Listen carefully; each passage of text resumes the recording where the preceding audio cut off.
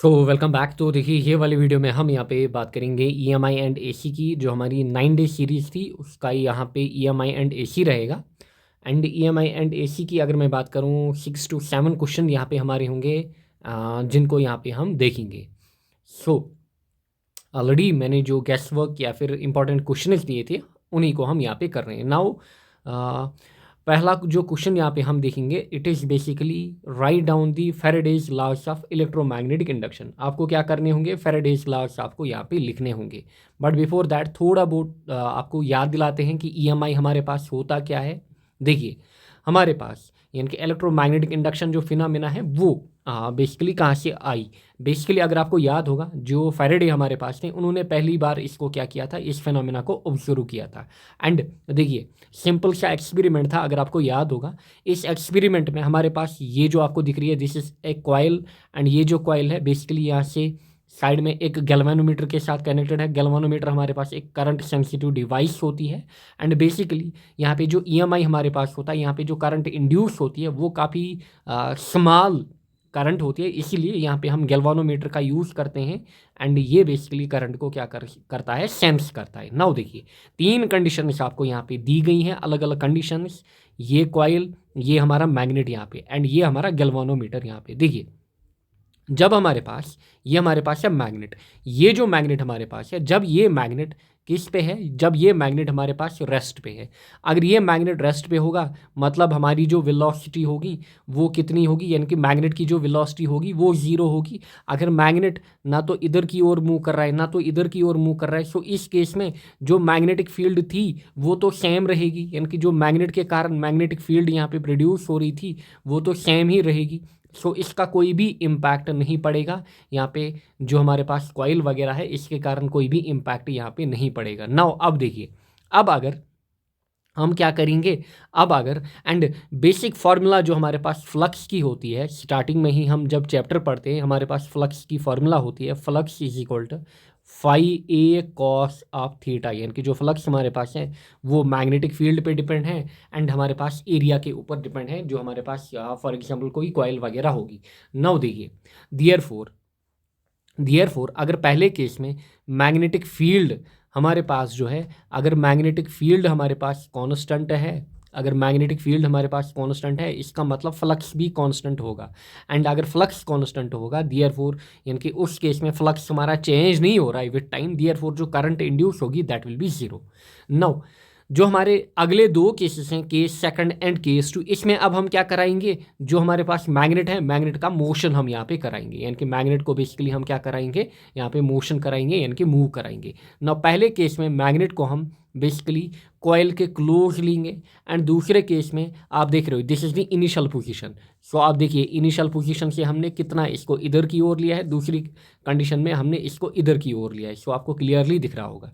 सो जब हम मैग्नेट को कॉइल के क्लोज लेंगे, सो इस केस में क्या होगा, जो मैग्नेटिक फील्ड हमारे पास है, मैग्नेटिक फील्ड हमारे पास है वो बेसिकली इंक्रीज होगी। मैग्नेटिक फील्ड हमारे पास इंक्रीज होगी इस केस में।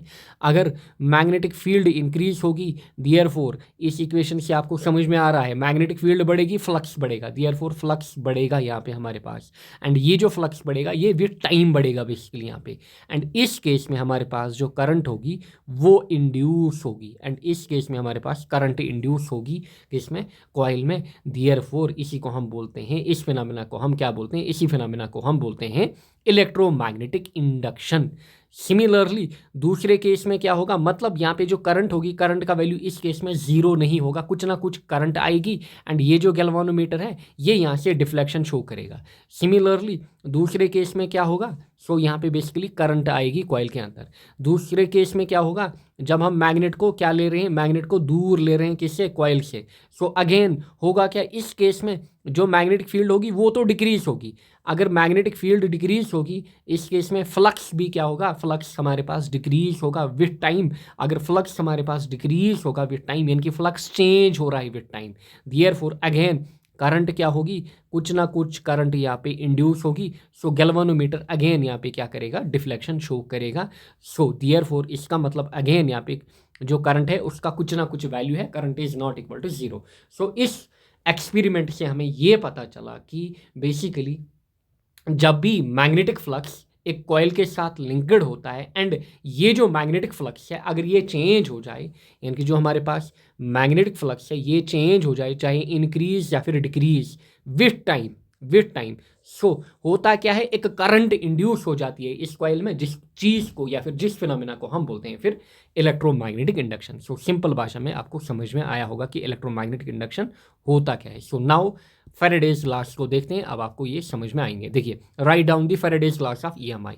पहला लॉ, देखिए पहला लॉ कहता है simply whenever there is change in magnetic flux linked with coil with respect to time, अच्छा, with respect to time for a coil or a circuit, and EMF is induced in it and remains in it till change in flux takes place। देखिए इसका मतलब क्या है, देखिए simple भाषा में ये बोल रहा है कि जब भी magnetic flux linked with coil या फिर सर्किट चेंज होगा, चाहे इंक्रीज या फिर decrease with respect to time, यानी कि with respect to time, so होता क्या है, एक ईएमएफ या फिर एक करंट बेसिकली क्या हो जाती है इस कॉइल में इंड्यूस, एंड ये करंट तब तक इस कॉइल के अंदर रह जाती है, या फिर ये ईएमएफ या फिर ये वोल्टेज तब तक इस कॉइल के अंदर रहती है जब तक ना हम मैग्नेट्स को स्टॉप करें। क्योंकि देखिए यहाँ पे हम क्या कर रहे हैं, बेसिकली मैग्नेट्स का मोशन करा रहे थे। So basically it remains in it till change in flux takes place, यानी कि जब तक फ्लक्स में फिर से चेंज ना आए या फिर हमारे पास जो मोशन है मैग्नेट्स का वो बिल्कुल स्टॉप ना हो जाए, तब तक बेसिकली यहाँ पे ईएमएफ इंड्यूस होता रहेगा या फिर करंट इंड्यूस होती रहेगी। नाउ सेकंड लॉ क्या कहता है, ये सिंपली कहता है the EMF induced is directly proportional to rate of change of flux. जो ईएमएफ इंड्यूस होगा, हमने देखा फ्लक्स क्या होगा, फ्लक्स हमारे पास चेंज होगा विद रिस्पेक्ट टू टाइम, तब क्या होगा, तब एक ईएमएफ या फिर करंट इंड्यूस होगी कॉइल में। देयरफॉर सेकंड लॉ सिंपली कहता है the EMF induced is directly proportional to rate of change of flux through the coil.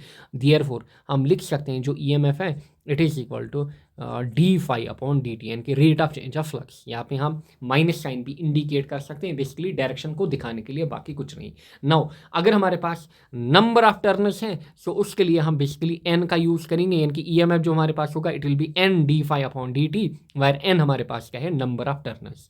Next important point, Faraday's laws जो हमारे पास होते हैं they are based on conservation of energy. Important objective जो आपको याद रखना है from exam point of view, objectives में पूछा जाएगा। So Faraday's laws are based on conservation of energy. So ये हो गए दो law.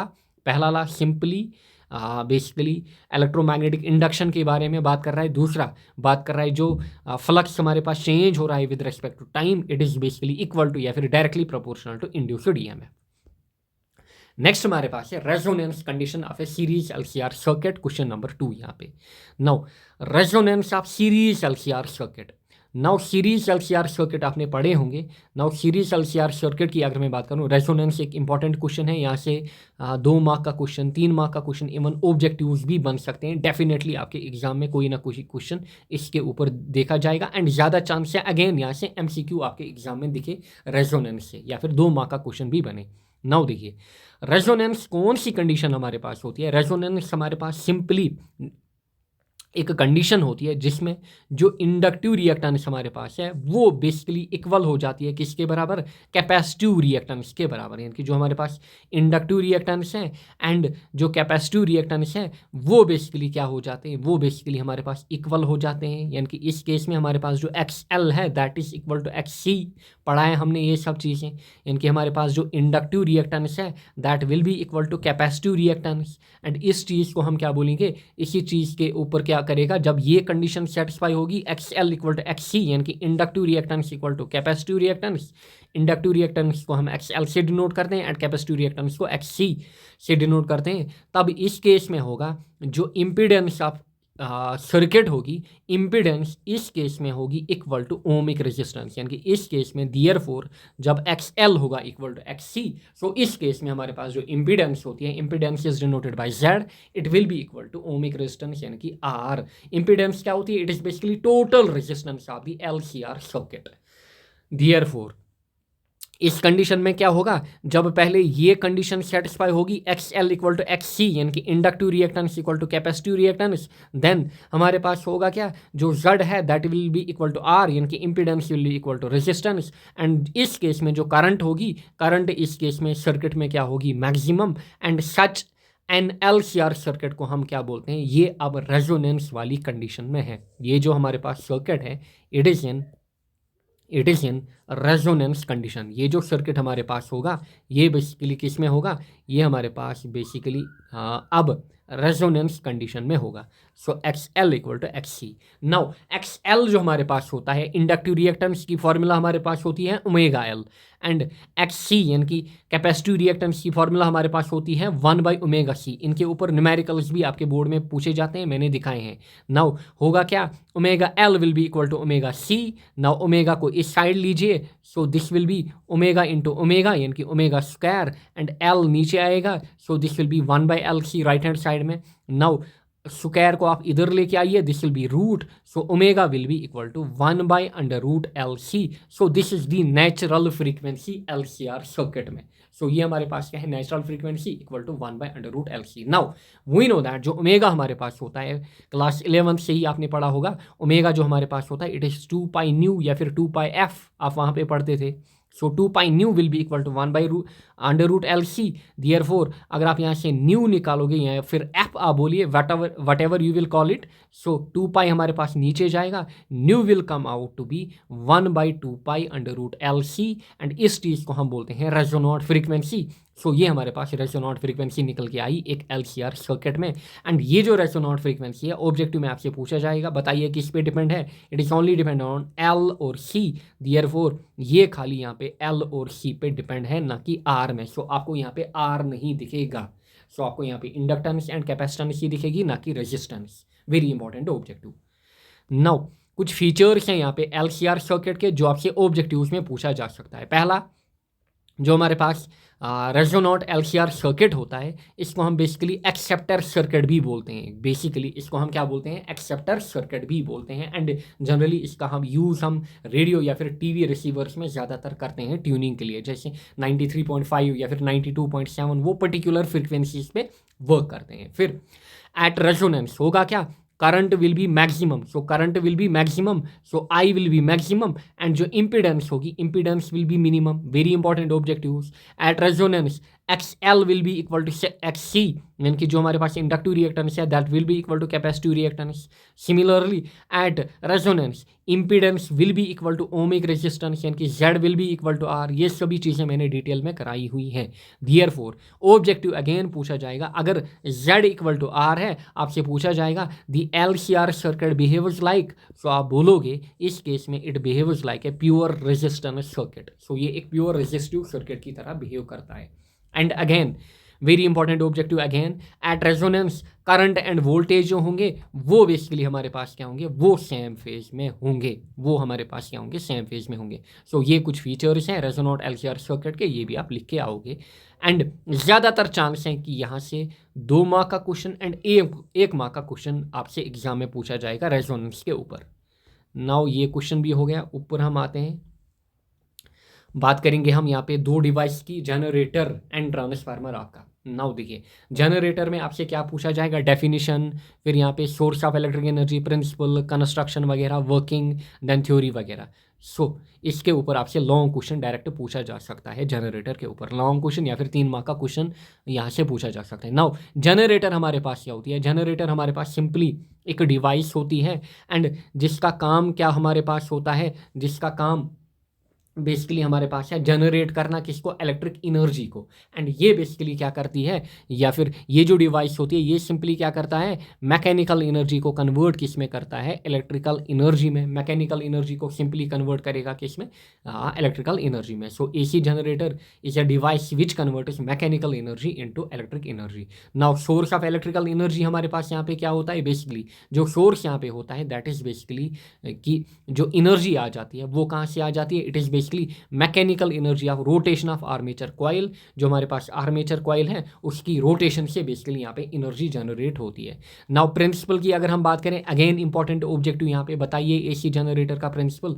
So it works on the principle of EMI यानी कि electromagnetic induction. That is electromagnetic induction क्या कहता है, whenever magnetic flux linked with a coil is changed, यानी कि जब भी फ्लक्स एक कॉइल के साथ जो लिंक्ड होता है वो चेंज हो जाए with respect to time, so होता क्या है, एक EMF इंड्यूस होता है कॉइल में, एंड वो EMF तब तक रहता है जब तक ना बेसिकली फर्दर चेंज आ जाए किसमें, फ्लक्स में, या फिर बेसिकली मोशन में चेंज आ जाए।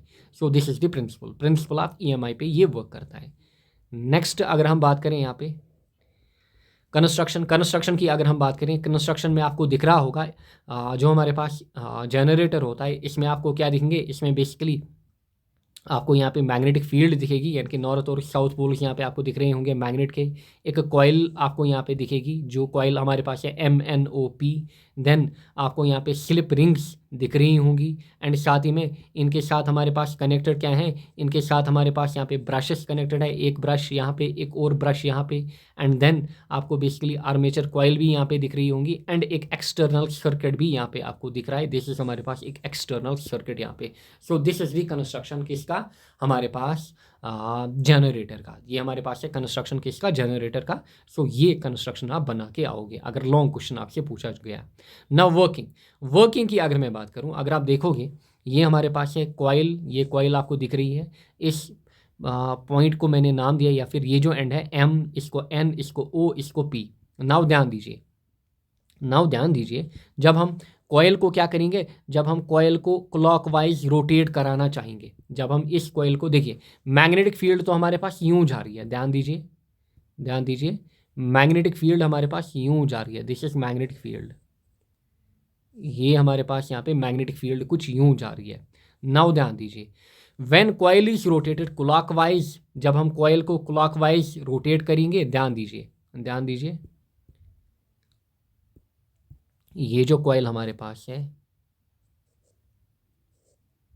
ये जो कॉइल है, जब हम इसको ऐसे रोटेट करेंगे क्लॉकवाइज, जब हम इसको ऐसे रोटेट क्लॉकवाइज करेंगे, this is M, this is N, this is O, this is P, यानी कि ये वाला हिस्सा ऊपर की ओर जाएगा, एंड जो OP वाला हिस्सा है वो बेसिकली नीचे की ओर जाएगा या फिर अंदर की ओर जाएगा। When coil is rotated in clockwise direction, force in coil MN is upward. ध्यान दीजिए, बेसिकली यहाँ पे हम किसका यूज़ करेंगे, Fleming's right hand thumb rule का यहाँ पे हम यूज़ करेंगे, एंड इस फिगर की मदद से आपको क्लियरली यहाँ पे समझ आएगा। ध्यान दीजिए, देखिए ये हमारे पास है direction of magnetic field, this is हमारे पास डायरेक्शन ऑफ मैग्नेटिक फील्ड। ध्यान दीजिए सो ये जो आपका फिंगर है ये बेसिकली क्या कर रहा है, ये डायरेक्शन ऑफ मैग्नेटिक फील्ड को दिखा रहा है यहाँ पे, ये जो फिंगर है ये डायरेक्शन ऑफ मैग्नेटिक फील्ड को दिखा रहा है यहाँ पे। देन आपका जो थंब है यानी कि जो अपवर्ड डायरेक्शन में है, ये बेसिकली डायरेक्शन ऑफ फोर्स यहाँ पे दे रहा है, एंड ये जो फिंगर आपका है ये बेसिकली डायरेक्शन ऑफ करंट यहाँ पे देगा। सो सिंपली जब आप right hand thumb rule use करोगे, जो आपका MN वाला आर्म है, आपको इसमें चीज़ें कुछ यूँ दिखेंगी, जो मैंने यहाँ पे आपको समझाई, आपको चीज़ें कुछ यूँ दिखेंगी इसमें। सो सिंपली होगा क्या, बेसिकली जो हमारे पास MN वाला आर्म है, इसमें करंट कुछ यूँ जाएगी क्योंकि मैग्नेटिक फील्ड इधर जा रही है, एंड फोर्स अपवर्ड लगेगा।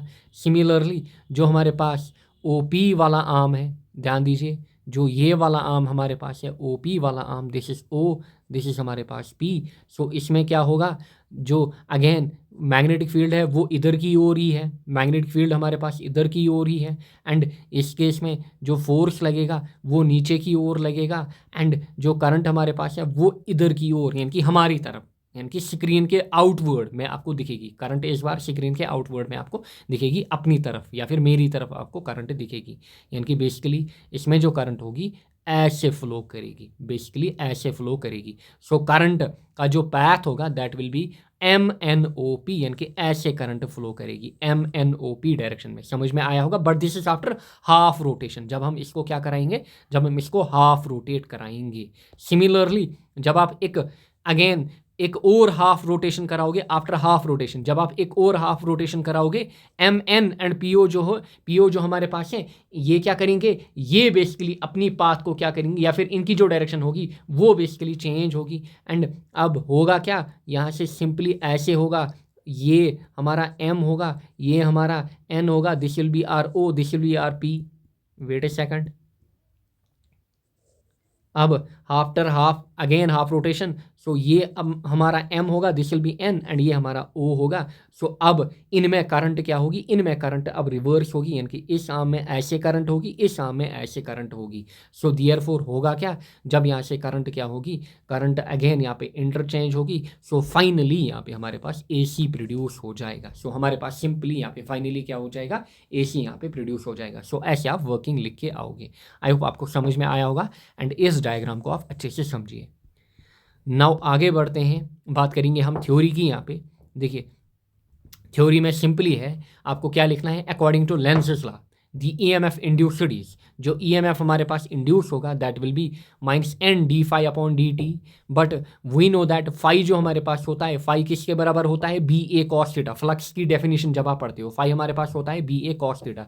सो I can write it as, जो थीटा हमारे पास होता है, theta is equal to omega T. Theta जो हमारे पास होता है एंगल, जो एंगल हमारे पास होता है it is equal to omega T. So phi जो होगा it will be BA cos omega T. Now अब आप क्या करोगे, जो ये इक्वेशन है इसमें आप ये वाला फाई का वैल्यू यूज़ करोगे।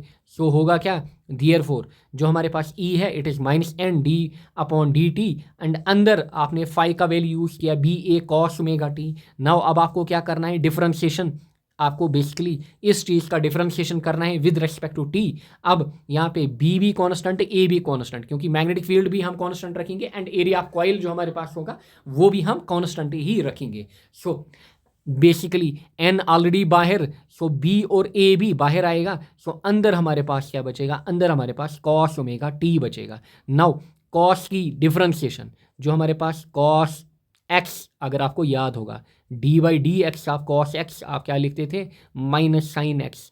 सो यहाँ पे कॉस की डिफरेंशिएशन हमारे पास क्या होगी, कॉस की डिफरेंशिएशन माइनस साइन होगी। बट यहाँ पे जो एंगल है it is omega T. Omega T बार बार मैंने आपको बोला है कि जब हम डिफरेंशिएशन करते हैं हमें अंदर एंगल की भी डिफरेंशिएशन करनी होती है। ध्यान दीजिए ये कैसे होता है, बार बार मैंने समझाया। देखिए कॉस एक्स जब आप इसकी डिफरेंशिएशन करते हो with respect to for example X, so D by d x आप लिखते हो d y by d x, आप कॉस एक्स। सो आप क्या करते हो, आप ऐसे लिखते हो, कॉस की डिफरेंशिएशन क्या होगी, कॉस की डिफरेंशिएशन होगी माइनस साइन। आप खाली माइनस साइन लिखते हो, क्यों, क्योंकि अंदर फिर आपको एक्स की भी डिफरेंशिएशन करनी है इस एंगल की, एंड इसकी डिफरेंशिएशन क्या होगी, it will B D x upon D x. D x upon D x क्या होती है, 1, इसलिए हम हमेशा क्या लिखते हैं, हम हमेशा यहाँ पे माइनस साइन एक्स लिखते हैं, माइनस साइन एक्स, क्योंकि कॉस एक्स की डिफरेंशिएशन क्या होगी, माइनस साइन एक्स। फिर एक्स की अलग डिफरेंशिएशन, एक्स की अलग डिफरेंशिएशन क्या होगी, 1, इसीलिए हम एंगल की भी डिफरेंशिएशन करते हैं, अगर आपने डिफरेंशिएशन में सीखा है 11th में। नाउ यहाँ पे एंगल हमारे पास है ओमेगा टी। सो पहले हमने क्या किया, D by D T of cos omega T हमने किया। सो कॉस ओमेगा टी की डिफरेंशिएशन क्या आई, माइनस साइन ओमेगा टी। अंदर हमारे पास है एंगल ओमेगा टी, इसकी डिफरेंशिएशन जब हम करेंगे, so D by D T of omega T जब हम करेंगे, सो होगा क्या, यहाँ से D T upon D T into omega बनेगा, डी टी कैंसिल, आपके पास यहाँ पे ओमेगा बचेगा। सो देयरफॉर आपके पास यहाँ पे ओमेगा भी बचा। So therefore minus N B A into minus sine omega T into omega. Now इसको हम थोड़ा सिंप्लीफाई करेंगे, माइनस एंड माइनस हमारा क्या बना, पॉजिटिव यहाँ पे। Therefore N B A and ये ओमेगा हमने बाहर लाया, सामने लाया, so it is N B A omega sine omega T, ये हमारे पास इक्वेशन बनी। सो आप ऐसे लिखोगे कि जो हमारा EMF इंड्यूस हुआ वो इतना निकल के आया, N B A omega sine omega T. So ये हमारे पास है इक्वेशन। और जो हमारे पास एन बी ए ओमेगा है, आप इसको किसके बराबर लिख सकते हो, यहाँ पे आप इसको basically E naught, wait a second, आप इसको ई नॉट के बराबर लिख सकते हो। सो ई नॉट हमारे पास क्या है, ई नॉट हमारे पास है बेसिकली यहाँ पे E sine omega T. So E हम E sine omega T, where E जो हमारे पास है it is basically equal to N B A omega, N B A omega, या फिर चलिए ऐसे ही रहने देते हैं, ई नॉट ही लिखते हैं यहाँ पे। So E naught will be N B A omega where E naught जो हमारे पास है it is maximum E M F induced. So ऐसे आप लिखोगे अपने एग्जाम में। सो समझ में आया होगा। बस हमने क्या किया, एन बी ए ओमेगा को सब्स्टिट्यूट किया विथ ई नॉट, बाकी कुछ नहीं। एंड डिफरेंशिएशन मेन यहाँ पे आपको ध्यान देना है कि आपको इंटरनल डिफरेंशिएशन भी करनी है ओमेगा टी की, जो कि आपके पास ओमेगा निकल के आएगा।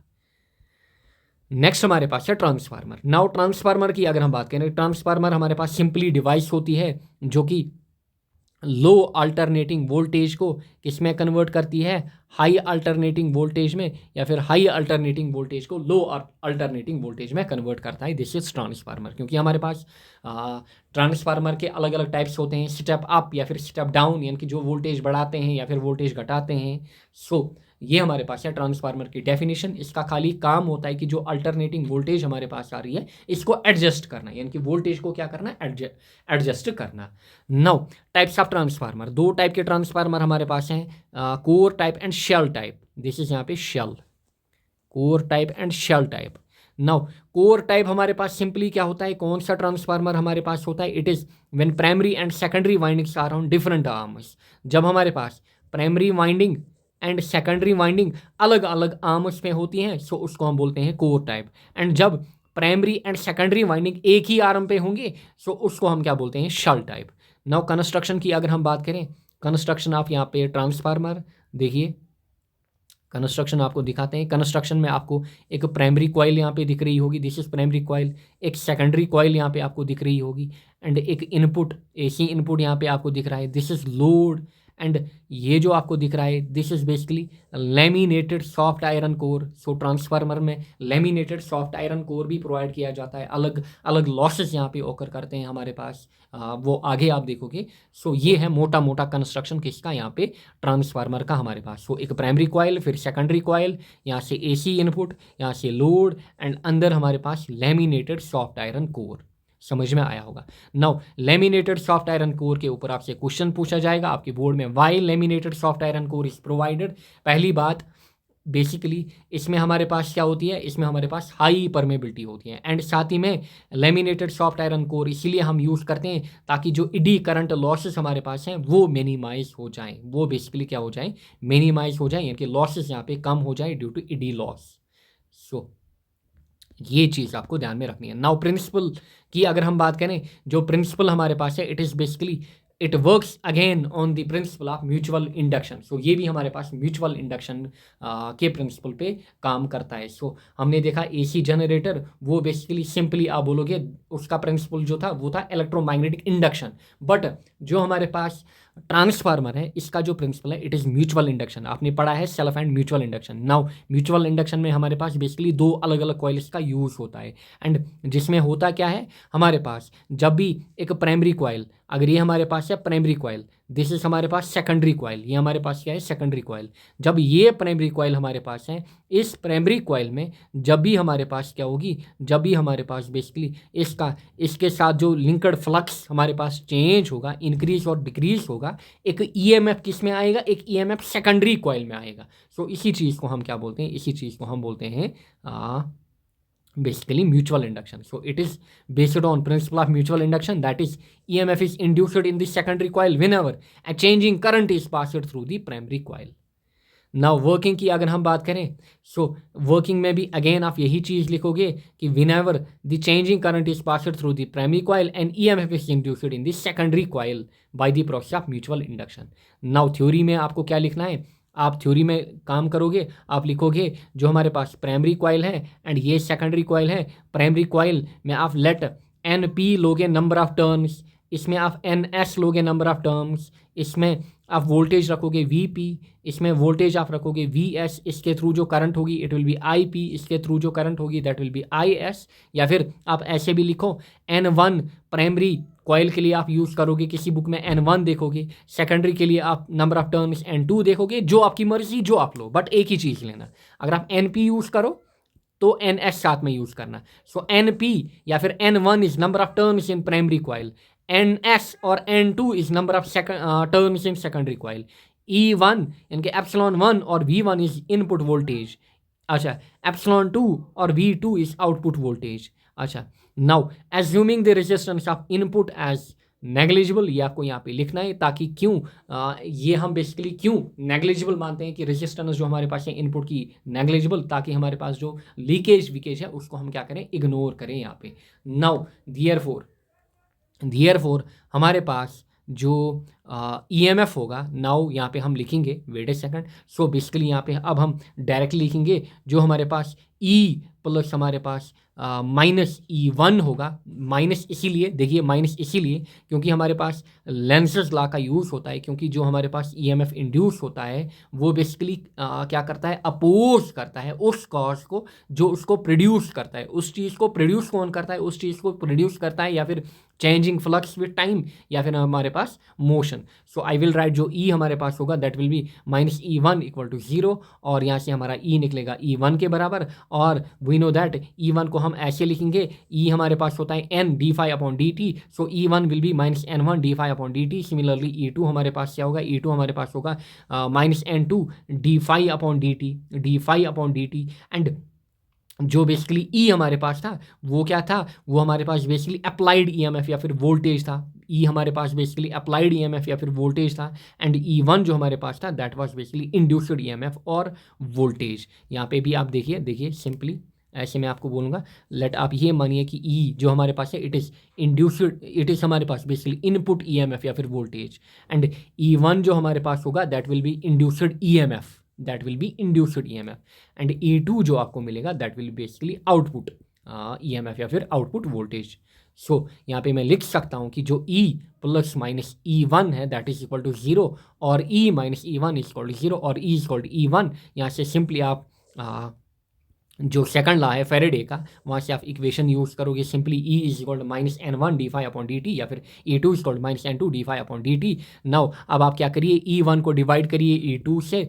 सो होगा क्या, यहाँ पे सिंपली ध्यान दीजिए, जब आप E1 को डिवाइड करोगे E2 से, सो E1 / E2, सो आप लिखोगे -N1 dφ/dt divide by -N2 dφ/dt। होगा क्या, dφ/dt गया, माइनस माइनस यहाँ पे गया, so E1/E2 will be equal to N1/N2। So E1/E2 हमारे पास निकल के आया N1/N2, या फिर E1 E2 की जगह आप V1 V2 भी लिख सकते हो, एंड V1 V2 = N1/N2, या फिर कहीं पे आप देखोगे V1 की जगह VP लिखा होगा, यानी कि प्राइमरी कॉइल का वोल्टेज लिंक्ड, फिर VS यहाँ पे, फिर यहाँ पे NP, यहाँ पे NS, वट चाहे इस फॉर्म में किसी बुक में लिखा हो या फिर इस फॉर्म में या फिर इस फॉर्म में, सभी सेम है। आप बेसिकली एक लिख सकते हो, आप कोई सभी एक लिख सकते हो अपने एग्जाम में। सो VP/VS = NP/NS, यानी कि रेशियो ऑफ वोल्टेज आप प्राइमरी एंड सेकेंडरी कॉइल, या फिर बेसिकली दिस इज हमारे पास जो इनपुट साइड में हमारे पास वोल्टेज आ रही है, दिस इज आउटपुट साइड में, it is equal to basically number of turns in primary coil upon number of turns in secondary coil. So ऐसे आप लिख के आओगे। सो नेक्स्ट इज यहाँ पे step up transformer, step down transformer. Step up transformer के में क्या होगा, जो हमारे पास आउटपुट वोल्टेज होगी वो इंक्रीज होगी, therefore V2 will be greater then V1, and साथ ही इसमें N2 will be greater then N1। अच्छा, स्टेप डाउन में क्या होगा, आउटपुट वोल्टेज जो होगी वो कम होगी, यानी कि आप आउटपुट वोल्टेज को कम कर रहे होंगे, यानी कि V1 will be greater then V2, यानी कि इनपुट वोल्टेज इसमें ग्रेटर होंगी, therefore number of turns primary coil में इस केस में ज़्यादा होंगे। जो स्टेप अप ट्रांसफार्मर है उसमें NS ज़्यादा होंगे, NP से। जो हमारे पास स्टेप डाउन ट्रांसफार्मर है इसमें NP होंगे ग्रेटर देन NS। समझ में आया होगा, क्योंकि NP = N1। नेक्स्ट इज यहाँ पे एफिशिएंसी ऑफ ट्रांसफार्मर। एफिशिएंसी हमारे पास सिंपली होती है आउटपुट अपॉन इनपुट, एंड यहाँ पे हम बेसिकली यूज़ करते हैं output power upon input power. Now so it will B power output upon power input into 100। Now power हमारे पास P = V × I, so it will B V2I2 upon V1I1 × 100। ये हमारे पास है efficiency of transformer. Next is यहाँ पे ideal transformer. देखिए ideal चीज़ दुनिया में कोई भी नहीं होती है, आइडियल मतलब इसकी एफिशिएंसी क्या होगी, 100%। सो अगर एफिशिएंसी 100% होगी, but practically it is impossible कि एफिशिएंसी 100% हो। एफिशिएंसी हमेशा 100% के बिलो होती है, एंड जो जनरल एफिशिएंसी हमारे पास होती है ट्रांसफार्मर की, इट इज़ 70 to 90%। नाउ हम एज्यूम करेंगे कि एफिशिएंसी 100% है। अगर 100% एफिशिएंसी है, इसका मतलब जितना भी इनपुट पावर आ रहा है वो आउटपुट पावर में कन्वर्ट हो रहा है एंड लॉसेस कुछ भी नहीं हो रहे हैं, लॉसेस जीरो हो रहे हैं। So input power will be equal to output power. So therefore V1 I1 will be equal to V2 I2। और आप V2 को नीचे लाओ, I1 को आप इधर ले जाओ, सो V1/V2 विल बी I1 इधर जाएगा, I2/I1। समझ में आया होगा। सो ये आप यूज़ करोगे। Now very important objective, very important objective की quantities that change in transformer. Transformer में क्या क्या क्वांटिटी चेंज होती है? वोल्टेज, करंट, पावर, ये ट्रांसफार्मर में चेंज होती है। एंड फ्रीक्वेंसी जो होती है वो कांस्टेंट रहती है या फिर सेम रहती है। This is important objective. So VI and यहाँ पे पावर जो है VIP, आप ऐसे भी याद रख सकते हो, VIP। सो VIP यहाँ पे क्या होते हैं? VIP यहाँ पे चेंज होते हैं एंड फ्रीक्वेंसी जो है, फ्रीक्वेंसी यहाँ पे कांस्टेंट रहती है एक ट्रांसफार्मर में। Next is losses in transformer में अलग अलग लॉसेस होकर करते हैं। फॉर एग्जांपल कॉपर लॉस या फिर आयरन लॉस या फिर ईडी लॉस जिसको हम बोलते हैं, जिसके लिए हम laminated soft iron core use करते हैं। फिर फ्लक्स लीकेज या फिर हिस्टेरिसिस लॉस। नाउ देखिए कॉपर लॉस क्या होता है? Windings are made of copper wire, energy is lost as heat in resistance of copper wire. यानी कि इस जो हमारे पास वाइंडिंग्स होती हैं ट्रांसफार्मर में वो कॉपर वायर से बनी हुई होती हैं एंड वहाँ पे बेसिकली हीट की फॉर्म में जो लॉस, एनर्जी का लॉस हमारे पास होगा। इसके लिए आपको सिंपली क्या करना होगा? जो आपके पास वायर्स हैं उनको थिक बनाना होगा, मोटा बनाना होगा, ताकि हमारे पास कॉपर लॉस ना हो जाए, यानी कि हीट ज़्यादा जनरेट ना हो जाए वहाँ पे। Next is eddy current loss या फिर आयरन लॉस। सो बेसिकली ये लॉस कहाँ पे ओकर करेगी? ये लॉस ओकर करेगी इन दी कोर ऑफ ट्रांसफार्मर। इसीलिए स्टार्टिंग में ही आपको मैंने बोला जो कोर हमारे पास होता है वो लैमिनेटेड सॉफ्ट आयरन कोर होता है। इसकी हेल्प से हम ईडी करंट लॉस को क्या करते हैं? रिड्यूस करते हैं। Next is flux leakage.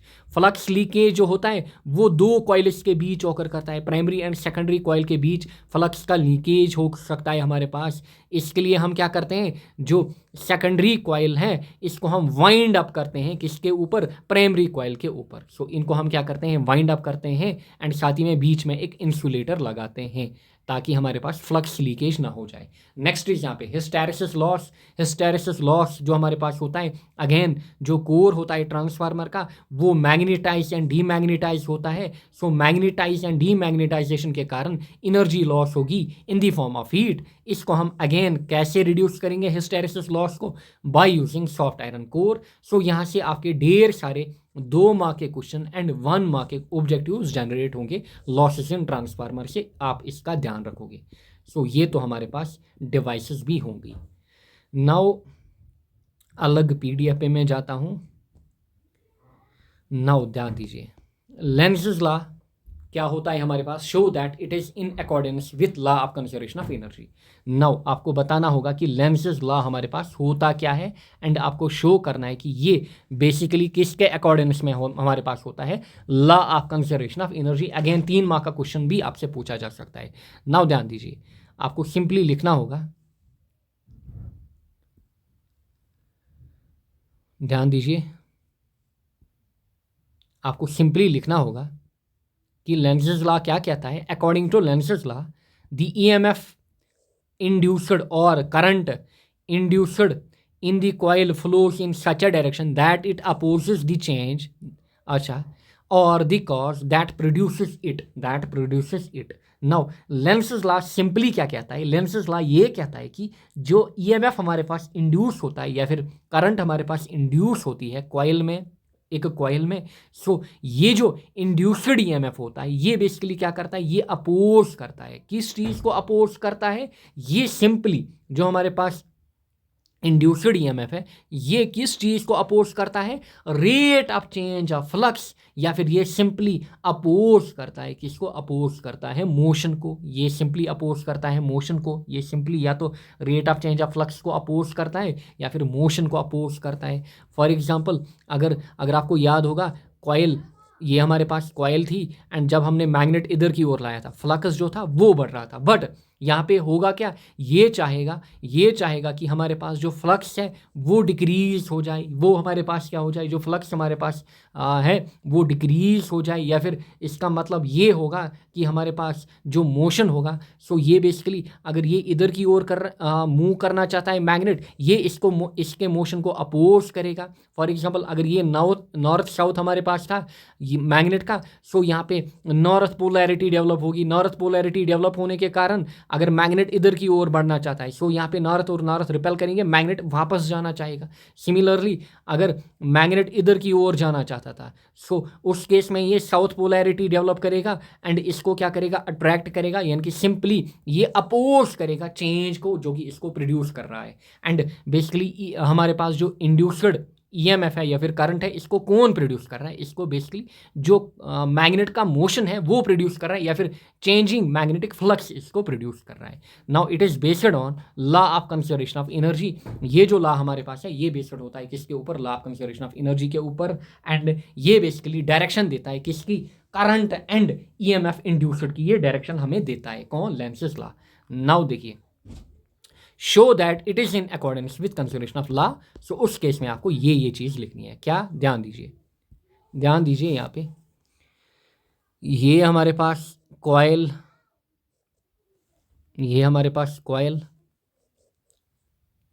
And ये हमारा गैल्वानोमीटर यहाँ पे लिंक्ड। ध्यान दीजिए, ये हमारे पास कॉइल, ये गैल्वानोमीटर लिंक्ड, ये कॉइल, ये गैल्वानोमीटर लिंक्ड। अगर आपको याद होगा स्टार्टिंग में ही मैंने आपको बोला। नाउ ध्यान दीजिएगा, ये हमारे पास है मैग्नेट नॉर्थ साउथ, ये मैग्नेट नॉर्थ साउथ, ये मैग्नेट का नॉर्थ साउथ। नाउ ध्यान दीजिए, हमने स्टार्टिंग में ही देखा कि जब ये मैग्नेट कॉइल की ओर जाएगा, जब ये इनिशियली अगर रेस्ट पे होगा तो कोई भी ईएमएफ इंड्यूस नहीं होगा क्योंकि करंट विल बी जीरो, क्योंकि बेसिकली वहाँ पे जो फ्लक्स होगा या फिर मैग्नेट फील्ड होगी वो कांस्टेंट होगी। नाउ जैसे ये कॉइल के पास जाना चाहेगा, सो होगा क्या, वी नो दैट फ्लक्स जो होता है वो इंक्रीज होगा, इस केस में फ्लक्स इंक्रीज होगा क्योंकि मैग्नेटिक फील्ड बेसिकली इंक्रीज होगी एंड ईएमएफ इंड्यूस होगा। But now according to Lenz's law हमने क्या देखा, जो करंट इंड्यूस होगी या फिर ईएमएफ इंड्यूस होगी ये ऐसी डायरेक्शन में फ्लो करती है ताकि ये अपोज करे अपने कर्व्स को। मतलब जो ईएमएफ इंड्यूस हो रहा था वो कैसे इंड्यूस हो रहा था, वो इंड्यूस हो रहा था due to the motion of coil या फिर due to rate of change of flux, वो बेसिकली हमारे पास प्रोड्यूस हो रहा था। सो इनिशियली अगर बेसिकली मैग्नेट ऐसे मूव करेगा नॉर्थ साउथ डायरेक्शन में, नाउ जो कॉइल हमारे पास होगी, नाउ इसके जो फेस पे जो पोलैरिटी डेवलप होगी दैट विल बी नॉर्थ, यानी कि ये अपने मोशन या फिर अपने कॉज को क्या करेगा, अपने कॉज को अपोज करेगा, यानी कि इस केस में होगा नॉर्थ और नॉर्थ क्या करेंगे, रिपेल, यानी कि ये बेसिकली जो मैग्नेट है इसके मोशन को अपोज करेगा। अगर मैग्नेट इधर जाना चाहता था, नाउ ये जो कॉइल है ये ऐसी पोलैरिटी डेवलप करेगी कि मैग्नेट इधर की ओर जाएगा। सिमिलरली ध्यान दीजिए, अगर मैग्नेट इधर की ओर जाएगा नॉर्थ साउथ, यानी कि फ्लक्स क्या होगा, डिक्रीज होगा, बट स्टिल ईएमएफ इंड्यूस होगा। नाउ कॉइल जो होगी, कॉइल में ऐसे पोलैरिटी डेवलप होगी कि ये अपना जो मोशन है वो चेंज करेगा, ये वापस इधर की ओर आना चाहेगा क्योंकि यहाँ पे साउथ पोलैरिटी डेवलप होगी, साउथ नॉर्थ को क्या करेगा, अट्रैक्ट करेगा। यही यहाँ पे लिखा भी है। सो यही चीज़ यहाँ पे लिखी हुई है। क्या ये चीज़ यहाँ पे लिखी हुई है क्या, when north pole of a magnet is moved towards the coil the front face of coil develops north polarity. ध्यान दीजिए, जो फेस है यहाँ पे वो कौन सी पोलैरिटी डेवलप कर रहा है, वो यहाँ पे नॉर्थ पोलैरिटी डेवलप कर रहा है। दस सो अगर ये नॉर्थ पोलैरिटी डेवलप करेगा, यानी कि ये बेसिकली क्या करना चाहेगा, इसके मोशन को रुकाना चाहेगा। सो हमें एक्स्ट्रा वर्क डन कराना होगा अगेंस्ट दिस रिपल्शन। देयरफॉर ये चीज़ आपको समझ में आई होगी। नाउ सिमिलरली दूसरे केस में हम क्या कर रहे थे, मैग्नेट को दूर ले रहे थे। सो अगेन ये क्या करेगा, ये बेसिकली इस मैग्नेट को अट्रैक्ट करेगा। सो इस अट्रैक्शन को ख़त्म करने के लिए हमें अगेन वर्क डन कराना होगा मैग्नेट को दूर ले जाने के लिए। सो इसीलिए ये जो लॉ है this is based on law of conservation of energy. So ये चीज़ आप अपने एग्जाम में लिख के आओगे, ऊपर वाली लाइन्स एंड ये लाइन्स एंड साथ ही में डायग्राम भी आप बनाओगे। नाउ नेक्स्ट इज यहाँ पे हमारे पास सेल्फ इंडक्शन होता क्या है। देखिए सेल्फ इंडक्शन होता क्या है, what do you understand by self induction. अच्छा, साथ ही में डिफाइन करिए coefficient of self induction and derive an expression for it, and what are the factors जिन पे सेल्फ इंडक्शन हमारे पास डिपेंड होता है। Wait a second.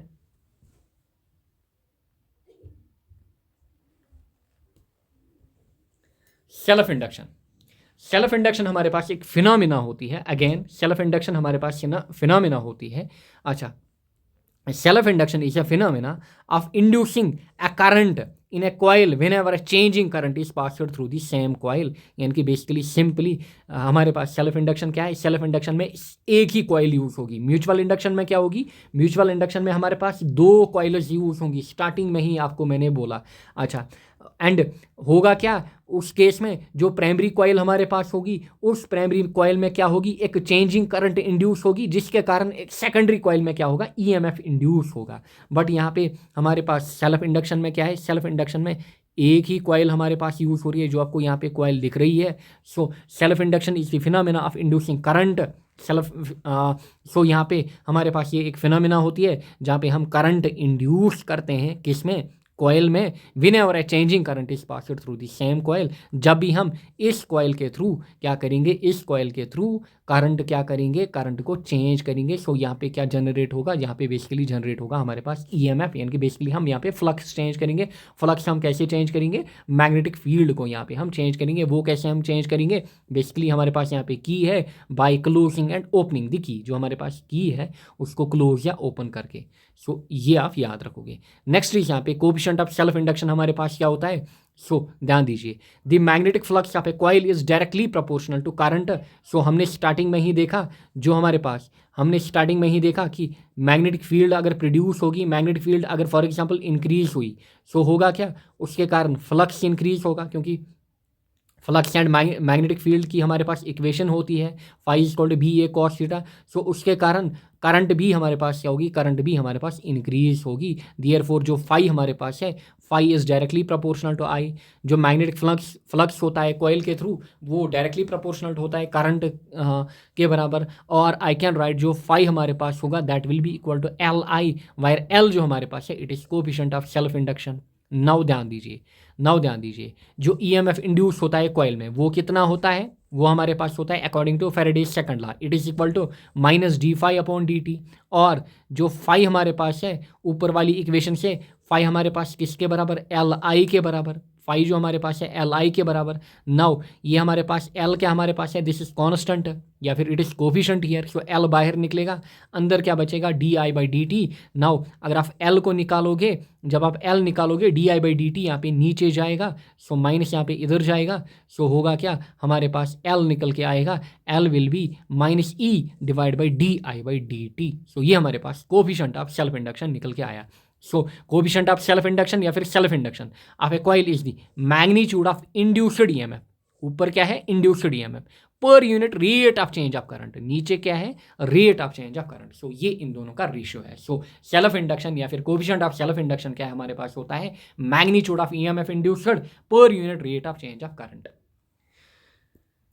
समझ में आया होगा। एंड अगर आपको डिटेलिंग में कोई भी टॉपिक यहाँ से जानना है, आप मेरे लेक्चर्स देख सकते हैं, जो 50 लेक्चर्स हैं आप उनको देख सकते हैं, वहाँ पे आपको डिटेलिंग में चीज़ें मिलेंगी। Now next, what is meant by RMS value. हमारे पास आरएमएस वैल्यू हमारे पास क्या होता है, derive and expression for it. So आपको आरएमएस वैल्यू के लिए क्या करना है, आपको आरएमएस वैल्यू के लिए एक एक्सप्रेशन निकालनी होगी। आपको आरएमएस वैल्यू के लिए क्या करना है, एक एक्सप्रेशन यहाँ पे निकालनी है। सो पहले आप डेफिनेशन लिखोगे कि जो हमारे पास आरएमएस वैल्यू होता है, आरएमएस वैल्यू होता है, it is that value of DC और voltage which gives the same amount of heat as given by actual AC. यानी कि सिंपली ये वो वैल्यू होता है डीसी का या फिर वोल्टेज का जिसमें हमें सेम अमाउंट ऑफ हीट मिलती है जो hमें एक्चुअल एसी से मिलती है over a given time interval. Now we know that जो हमारे पास आई होता है, I is equal to I not sine omega T. Now अगर हम स्मॉल अमाउंट ऑफ हीट निकालेंगे टाइम dt के लिए, एंड फ्रॉम जूल्स लॉ हमारे पास इक्वेशन होती है जूल्स लॉ में H is equal to I square R T. So इसी का हम यूज़ करेंगे। सो अगर हमारे पास स्मॉल अमाउंट ऑफ हीट हमें निकालनी है, सो हम लिखेंगे डी एच यानी कि small heat, this will be equal to I square R D T यानी कि स्मॉल टाइम के लिए स्मॉल हीट प्रोड्यूस होगी। सो हमारे पास होता है H is equal to I square R T. So यहाँ पे हमारे पास स्मॉल हीट एंड यहाँ पे हमारे पास small time D T. So dH will be equal to I square RT. Now we know that जो I हमारे पास होता है that is equal to I not sine omega T. जो I हमारे पास होता है that is equal to I not sine omega T, जिसको आप इंस्टेनियस करंट बोलते हो। जब आपने इक्वेशन ऑफ AC निकाली होगी, इक्वेशन ऑफ AC वहाँ पे मैंने आपको दिखाया था जो हमारे पास I होता है that is equal to I not sine omega T. Similarly जो V होता है that is V not sine omega T. अगर आपको याद होगा instantaneous values of current end voltage जो हमने देखे थे। अच्छा, आई नॉट यहाँ पे क्या होता है या फिर V नॉट क्या होता है, दीज आर पीक वैल्यूज़। ये क्या होते थे, ये हमारे पास पीक वैल्यूज़ होते थे। ये हमारे पास क्या होते थे, पीक वैल्यूज़ होते थे। सो आगे बढ़ोगे आप, सो आई स्क्वायर की जगह आप किसका यूज़ करोगे, I not sine omega T, साथ ही में इनका स्क्वायर। नाउ यहाँ पे so this will be I not square साथ ही में साइन का स्क्वायर यानी कि sine square omega T. Now total heat in one complete cycle, एक कंप्लीट साइकिल में कितनी हीट प्रोड्यूस होगी। Now so it will be simply, आपको क्या करना है, आपको यहाँ पे बेसिकली इंटीग्रेशन करनी है ऊपर वाली इक्वेशन की। Total heat will be simply equal to basically integration of D H basically. So total heat जो हमारे पास होगी इट विल बी सिंपली हमारे पास integration of D H. So it will be simply हमारे पास integration of D H. Now therefore आप इसका यूज़ करिए आप इसका यूज़। सो इट इज़, अच्छा हम बेसिकली क्या देख रहे हैं, हम बेसिकली एक फुल साइकिल के लिए देख रहे हैं, 0 to 2t के लिए, 0 to t के लिए हम यहाँ पे देख रहे हैं। सो एक फुल साइकिल के लिए हम यहाँ पे बेसिकली हीट निकालेंगे। सो it will be simply I not sign square omega T R D T, यानी कि इस वाली इक्वेशन को मैंने यहाँ पे रखा, बाकी कुछ नहीं किया। नाउ ध्यान दीजिए, now I not square and R जो हमारे पास हैं ये कांस्टेंट है, इनको हमने बाहर निकाला। अंदर हमारे पास क्या बचा, sign square omega T D T. Now sine square theta के लिए हमारे पास इक्वेशन है, आपको पता होगा sine square theta plus cos square theta किसके बराबर 1। एंड अगर आप इस इक्वेशन से साइन स्क्वायर थीटा निकालोगे that will B 1 minus cos square theta. And so sine square theta के लिए हमारे पास दो इक्वेशन होती है, one is 1 minus cos square theta and दूसरी इक्वेशन हमारे पास होती है 1 माइनस कॉस 2 थीटा अपॉन 2। सो यहाँ पे sign square omega T D T, इसकी जगह आप यूज़ करोगे 1 minus cos 2 omega T upon 2। So इस चीज़ का आप यूज़ करोगे, बाकी कुछ नहीं। यहाँ पे आपको ये ट्रिग्नोमेट्रिक फार्मूला याद रखनी है। सो इस चीज़ का आपको ध्यान रखना है। नाउ जो 2 यहाँ से है इसको हम क्या करेंगे, 2 को यहाँ से हम बाहर निकालेंगे। सो अंदर क्या बचेगा, अंदर बचेगा 1 minus cos 2 omega T into D T. Now अब आप क्या करेंगे, क्योंकि डी टी जो है वो 1 के साथ भी मल्टीपल है एंड इस टर्म कॉस 2 ओमेगा टी के साथ भी मल्टीपल है। सो 1 इंटू डी टी क्या बनेगा, D T. So integration of D T अलग करोगे, then cos 2 omega D T, cos 2 omega T D T, इसकी इंटीग्रेशन आप अलग से करोगे। समझ में आया होगा, क्योंकि यहाँ पे बीच में क्या है, बीच में माइनस है, इसीलिए डी टी इसके साथ भी मल्टीपल होगा, इस टर्म के साथ भी मल्टीपल होगा। Now simply integration of D T हमारे पास क्या होती है, टी, यानी कि simply integration of D x हमारे पास क्या होती है, एक्स, अगर आपको याद होगा। So similarly integration of D T हमारे पास क्या होगा, टी। अच्छा, now cos 2 omega T D T. अच्छा, कॉस की इंटीग्रेशन हमारे पास क्या होती है, साइन। सो कॉस की इंटीग्रेशन क्या होती है, sine. So it will be sine 2 omega T. Now omega T की इंटरनल इंटीग्रेशन क्या होगी, ओमेगा, अच्छा 2 ओमेगा टी की इंटरनल इंटीग्रेशन क्या होगी, 2 omega. So it will be basically हमारे पास 2 ओमेगा। सो डिवाइड में आएगा हमारे पास 2 omega. So cos 2 omega T की इंटीग्रेशन हमारे पास निकल के आई sine 2 omega T upon 2 omega. And limit कहाँ से कहाँ तक, 0 टू टी हमारे पास, 0 टू टी। नाउ पहले हमें अपर लिमिट पुट करना होता है, फिर डायरेक्ट फॉर्मूला का माइनस, फिर लोअर लिमिट, फिर ये वाला माइनस यहाँ पे जो आपको दिख रहा है, फिर सिंपली इसमें भी अपर लिमिट पुट, फिर लोअर लिमिट यहाँ पे पुट। समझ में आया होगा। सो इस चीज़ का आपको ध्यान रखना होगा। सो पहले t माइनस 0 हमारा बनेगा एंड इस केस में साइन 2 ओमेगा, यहाँ पे t की जगह आएगा बड़ा T। So it is capital T upon 2 omega. फिर आप लोअर लिमिट यहाँ पे 0 पुट करोगे, जो कि आपको यहाँ पे दिख रहा है। नाउ ध्यान दीजिए, यहाँ पे आपको ध्यान देना होगा। ये जो साइन 2 ओमेगा टी है ना, इस पे आपको ध्यान देना है। नाउ वी नो दैट जो हमारे पास ओमेगा होता है it is 2 pi upon T, पढ़ा है आपने क्लास 11th से ही। ओमेगा हमारे पास होता है 2 पाई अपॉन टी। सो ये साइन 2 ओमेगा टी को मैं लिख सकता हूँ, इट इज़ साइन 2 ओमेगा की जगह 2 पाई अपॉन टी इंटू ये अपना टी यहाँ पे। सो होगा क्या हमारे पास, अगर आप देखोगे टी और टी यहाँ से गया, 2 और 2 क्या बना 4, this is sine 4 pi and sine 4 pi is 0, क्योंकि साइन n पाई हमारे पास किसके बराबर होता है, साइन n पाई का वैल्यू 0 होता है मैथ्स में। अगर आप देखोगे, अगर आपने साइन का ग्राफ अच्छे से पढ़ा है, देखिए जब साइन का ग्राफ हम ड्रा करते हैं कुछ यूँ बनता है हमारे पास ग्राफ, कुछ यूँ बनता है, this is pi, this is 2 pi, this is 3 pi, this is 4 पाई, इसी हिसाब से 5 पाई 6 पाई इसी लाइन पे लाई करेगा। यानी कि जो हमारे पास साइन के n पाई वैल्यूज होते हैं, 1 पाई 2 पाई 3 पाई 4 पाई, इनका वैल्यू 0 होता है, क्योंकि दिस इज 0, ये लाइन 0 इंडिकेट कर रही है, ये पॉजिटिव 1 डिनोट कर रहा है, ये -1 वैल्यू को डिनोट कर रहा है। समझ में आया होगा। So sine 4 pi will be 0। So therefore इतना जो हमारे पास है ये किसके बराबर आएगा, ये हमारे पास 0 के बराबर आएगा। सो ये टर्म यहाँ से गई, आपके पास क्या बचा, आपके पास खाली यहाँ से t बचा, t इसके साथ मल्टीपल होगा I not square R T upon 2। So हमारे पास क्या बचा, I not square R upon 2 into T. समझ में आया होगा।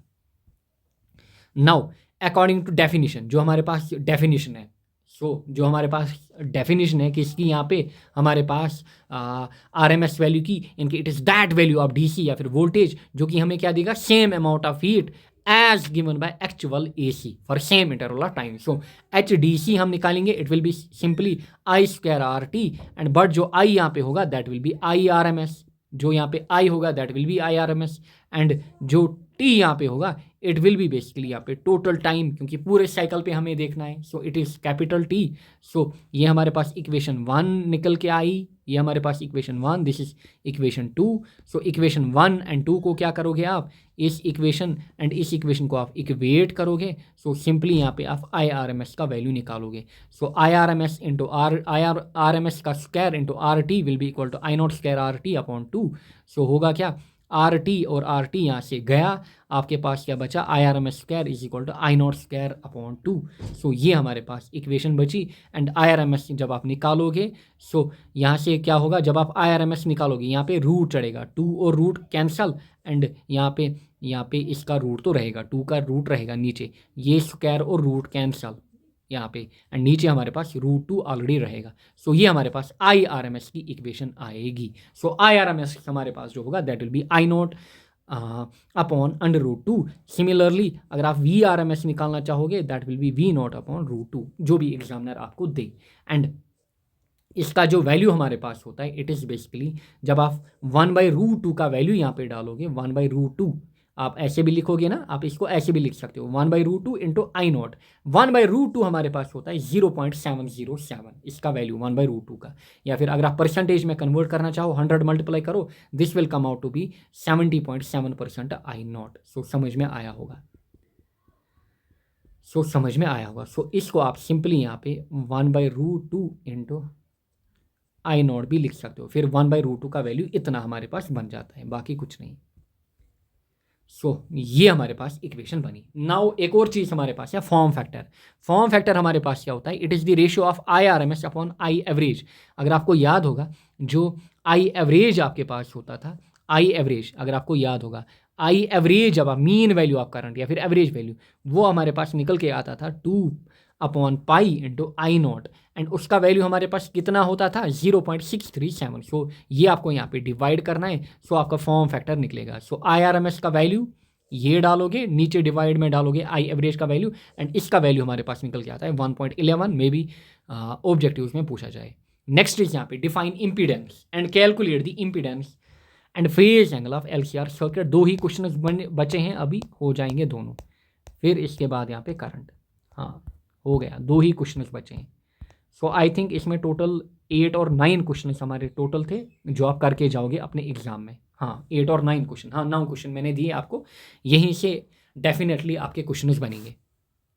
नाउ ध्यान दीजिए, इम्पीडेंस क्या होती है। Impedance is nothing but it is total resistance of LCR circuit. जो हमारे पास LCR सर्किट होता है उसकी टोटल रेजिस्टेंस जो होती है वही हमारे पास क्या होती है, impedance. Now impedance and phase angle निकालने के लिए आपके पास दो केसेस हैं, केस 1 एंड केस 2।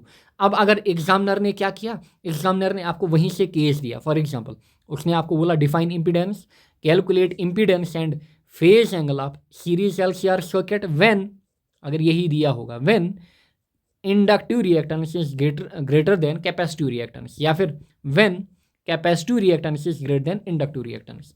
तब आपको अलग अलग केसेस ही लिखने हैं, जो पूछेगा तब वही केस आपको लिखना है। बट जब इतना ही लिखे calculate impedance and phase angle of LCR circuit, तब आपको दोनों यहाँ पे केसेस लिखने हैं। This is case 1। इसमें केस 1 जब XL is greater than XC, जब इंडक्टिव रिएक्टेंस होता है greater than capacitive reactance. Case 2 जब हमारे पास XC होता है ग्रेटर देन XL। अगर एग्जामिनर दोनों में से कोई एक केस मेंशन करे तब आपको वही लिखना है, बट अगर कुछ भी ना मेंशन करे तब आपको दोनों लिखने हैं, या फिर अगर आपके पास टाइम नहीं होगा तब एक लिख के आना। So impedance is total resistance of LCR circuit, यानी कि पूरी रेजिस्टेंस LCR सर्किट की क्या कहलाती है, इम्पीडेंस। नाउ केस 1 जब इंडक्टिव रिएक्टेंस होती है greater than capacitive reactance. Now impedance triangle का आप बेसिकली यहाँ पे यूज करोगे। दिस इज यहाँ पे VR, this is VL, this is यहाँ पे VC आपको। And you know that LCR circuit में हमारे पास होता है L, C और R। L इज यहाँ पे inductance, C is capacitance, R is resistance. समझ में आया होगा। नाउ इस केस में हमारे पास क्या है, पहला केस जब inductive reactance is greater than capacitive reactance, यानी कि XL is greater than XC। सो इस केस में ध्यान दीजिएगा, दिस इज VR हमारे पास, एंड इस केस में अगर ये है VC, सो हमने ऊपर क्या लिया है, XL greater than XC, so VL will be greater. So इस केस में VL अगर आप देखोगे इनके वैल्यूज, फॉर एग्जांपल यहाँ पे 1 वैल्यू है, यहाँ पे 2, यहाँ पे 1, यहाँ पे 2, यहाँ पे 3, यहाँ पे 4। सो VL का वैल्यू आपको 4 दिख रहा है एंड VC का 2 आपको यहाँ पे दिख रहा है। समझ में आ रहा होगा। नाउ अब अगर मैं यहाँ से काम करूँ, ध्यान दीजिए, इसका 2 और इसका 2 यहाँ पे इक्वेट करूँ, यानी कि ये, इसीलिए ये अगर मैं ड्रा करूँ यहाँ से, सो ये चीज़ मेरे पास कितनी होगी, ध्यान दीजिए, ये चीज़ मेरे पास कितनी होगी, इतनी। सो दिस विल बी, सो मैंने क्या किया, ये पूरा क्या था VL, एंड इसमें मैंने इतना निकाला, एंड इतना किसके बराबर था, VC के बराबर। सो समझ में आया होगा।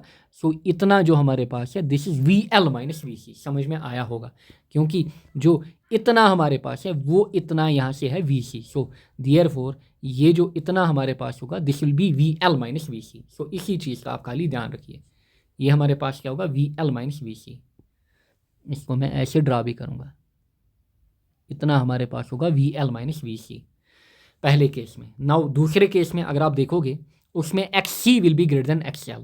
अगर XC ग्रेटर देन होगा, ध्यान दीजिए, ये है VR हमारे पास, सो XC ग्रेटर होगा, एंड अगर ये फॉर एग्जांपल VL है, सो ये ग्रेटर होगा इससे ज़्यादा, कौन, VC। एंड ये जो इतना है, अगर मैं इसको यहाँ से नापूँ, दिस विल बी इतना। सो इस केस में ये जो डिस्टेंस होगी, this will B VC minus VL। समझ में आया होगा, this will B VC minus VL। इसी चीज़ का आपको ध्यान रखना है ट्रायंगल में, बाकी कुछ नहीं। नाउ ध्यान दीजिए, बाकी आपको सिंपली हाइपोटेन्यूज थ्योरम लगानी है, बाकी कुछ नहीं। नाउ देखिए, फ्रॉम दी ट्रायंगल से आप क्या करोगे, अब आप यहाँ पे ट्रायंगल का यूज़ करोगे, इस ट्रायंगल का यूज़ करोगे। नाउ V स्क्वायर जो हमारे पास हाइपोटेन्यूज स्क्वायर होगा, अगर आप देखोगे इस ट्रायंगल में,